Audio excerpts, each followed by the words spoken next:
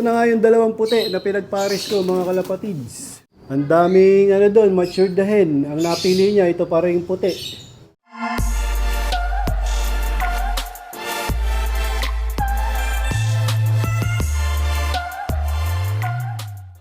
Welcome back mga kalapatids. Ngayon lang ulit ako makapag-video dito sa aking loop. Kasi nga mahaba-haba yung series ng aking loop visit. Bali ito na yung update dito sa aking mga young bird. Hindi pa nga sama-sama ang paglipad nila o pagronda. Yung mga mas bata hindi ko pa sinasama doon sa mga talagang rumoronda na katulad nito. Kasi yung second batch mga kalapatids ay hindi pa talaga 100% na mga lumilipad o nagre-ranging. May mga lumilipad na ng mga ilan-ilan, kaya lang hindi pa lahat. Tapos hindi pa sabay-sabay. Tapos meron din ako mga bagong nilagay dito na young bird. Kaya nga medyo marami na sila dito. Pero lilimitahan natin yan mga kalapatids. Magbabawas ako dito ng mga naka-single band.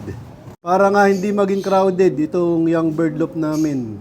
So siguro ang maximum nito na ilalagay ko na mga young bird dito sa loop ko ay nasa 60 piraso lang. Bali susundin ko lang yung bilang nitong box perch ko mga kalapatids. Ano nga yan? 60. Bali 30 dito sa kaliwa.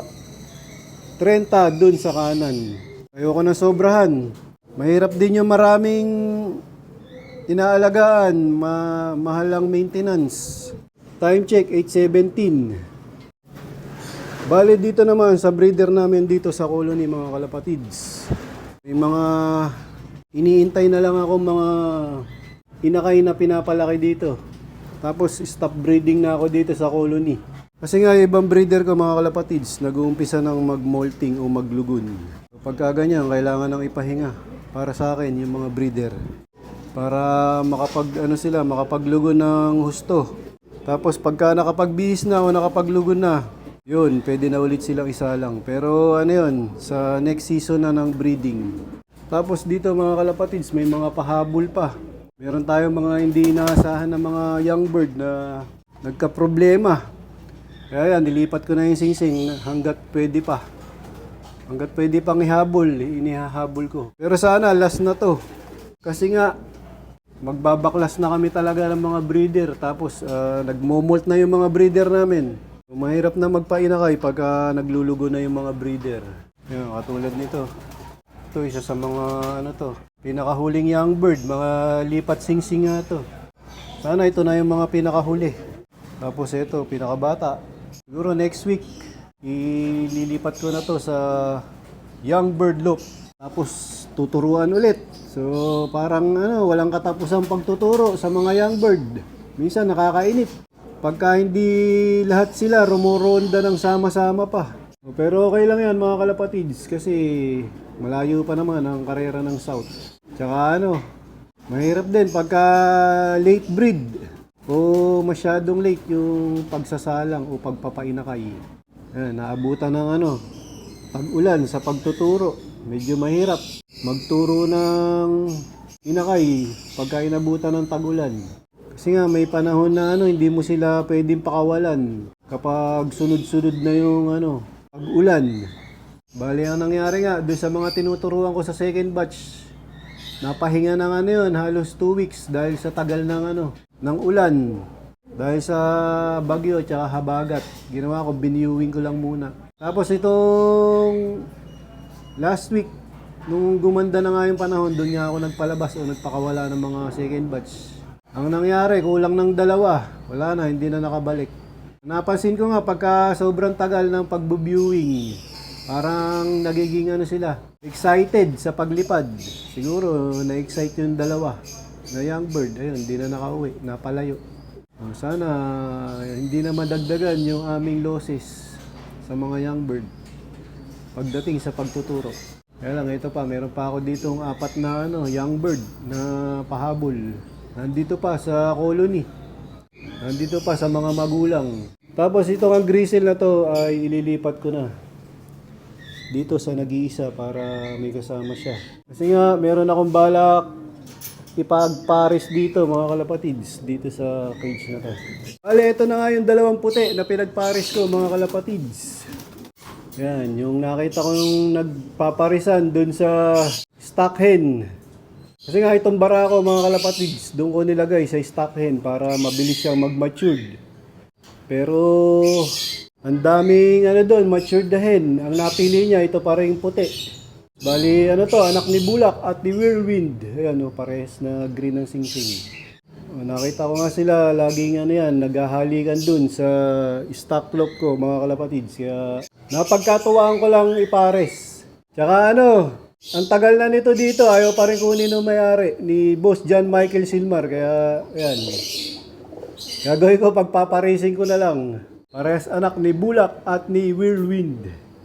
Yan, waiting ako sa mga magiging inakay nito mga kalapatids. Mukhang maganda anakin nitong dalawa na to. Bali na paghiwalay ko na nga sila mga kalapatids. Itong mga talaga rumoronda na, tapos yung mga young bird na second batch. Ayan, mas marami yung tuturuan pa. Kaysa dito sa mga rumoronda na. Baga dito hindi pa sure ball o nakakasiguro na matuturuan lahat. Meron nang nawalang dalawa dito mga kalapatid. Sana hindi na madagdagan.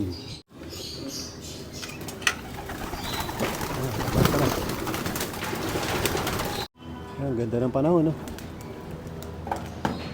Ganda yung araw. Mainit. Ayan na, lipara na yung mga first batch ko. Halos nga yan, 2 linggo rin na hindi rumonda. Napakawalan noong panahon ng umuulan at may habagat. Tinigil ko yung pagpapalipad sa kanila kasi nga lagi silang nababasa. Lagi inaabutan ng malakas na ulan.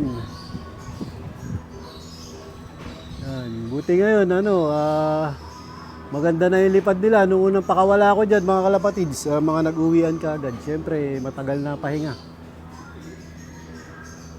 Madali silang mapagod. At tingin ko nga maganda na yung nila, halipad nila. Pero yan, uuwi din kaagad kasi nga mainit yung panahon. So yun, habang hinihintay ko to mga kalapatids, papakainin ko naman yung pinakabatang nandito sa Young Bird Loop, yung mga bagong lipat.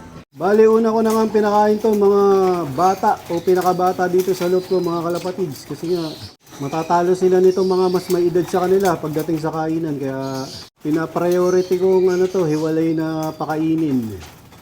Para hindi sila maagawan ng pagkain. At least pagka nagbigay ako dito ng patuka sa lahatan, nakakain na sila. Baga, busog na sila. Pero pa rin yan, makikipag-agawan pa rin dito pagka nagbigay ako ng patuka dito sa maramihan. Inuuna ko lang silang pakainin para hindi sila manghina. Kasi mga bagong lipat to mga kalapatids. Kaya mga bagong tinuturuan. Siyempre yung binigay natin dyan, walang iba kung di ang Kalapatids Breeder Mix ni Boss Ronald Gonzales. So breeder mix ang pinapatuka ko dito sa mga bata o mga young bird. Kasi nga mga nagdi-develop pa yung mga muscle niyan. Kailangan nila ng mataas na protein.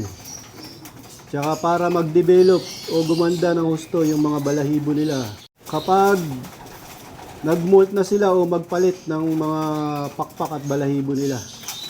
Yan, kailangan nila yan. Protein ng Kalapatids Breeder Mix. Bali na papasok ko na nga yung first batch na pinakawalan ko mga kalapatids. Ayan hingal na hingal pa yung iba.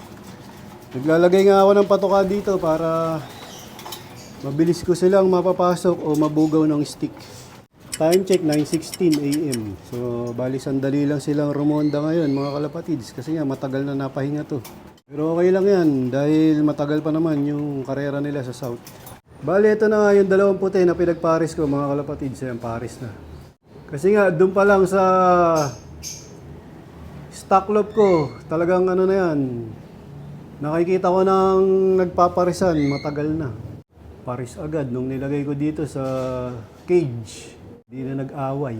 Dito ko natatapusin ang video ko para sa araw na to. Please like, share, comment, subscribe. Keep safe, God bless. Ingat mga kalapatids.